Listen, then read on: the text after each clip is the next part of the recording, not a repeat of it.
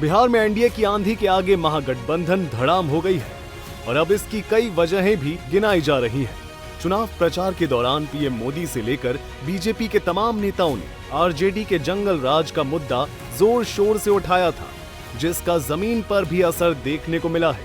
बिहार की कई ऐसी सीटें हैं जिस पर पहले आरजेडी का कब्जा था, लेकिन अब एनडीए के खाते में आ गई है। दरअसल बिहार की महिला वोटर्स ने एनडीए का खूब साथ दिया है। चुनाव से पहले 1,21,00,000 महिलाओं को 10-10 हजार रुपए, वृद्धा पेंशन की राशि 500 से बढ़ाकर 1,100 रुपए और 125 यूनिट मुफ्त बिजली एनडीए के पक्ष में गई है। साथियों, आरजेडी और कांग्रेस का विकास से 36 का नाता है और आप भी जानते हैं विकास के लिए सबसे जरूरी है कानून व्यवस्था। जहां आरजेडी जैसे दल हो वहां कानून व्यवस्था हो ही नहीं सकती।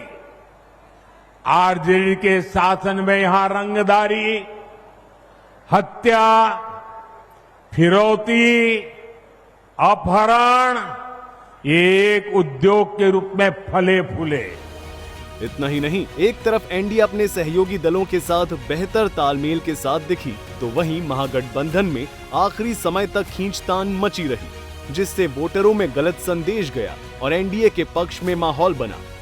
आप आरजेडी कांग्रेस के जरा पोस्टरों को देखिए,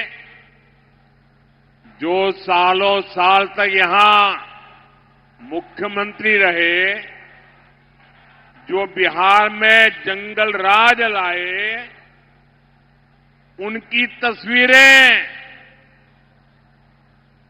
पोस्टरों में या तो गायब है या तो एक कोने में छोटी सी तस्वीर रखी है, दूरबीन से भी दिखती नहीं है। अब मुझे बताइए भाई, जो इतने बड़े उनके लिए नेता थे, जिनके परिवार के सारे लोग चुनाव के मैदान में हैं, और फिर ये छुपा छुपाई क्यों हो रही है?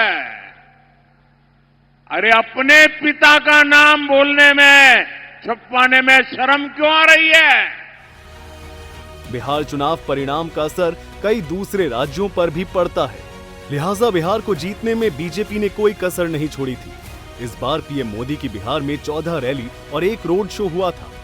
साथ ही अमित शाह समेत बीजेपी शासित तमाम राज्यों के मुख्यमंत्री और मंत्रियों ने भी मोर्चा संभाल रखा था, जिसका परिणाम अब सभी के सामने है। ब्यूरो रिपोर्ट, सूर्या समाचार।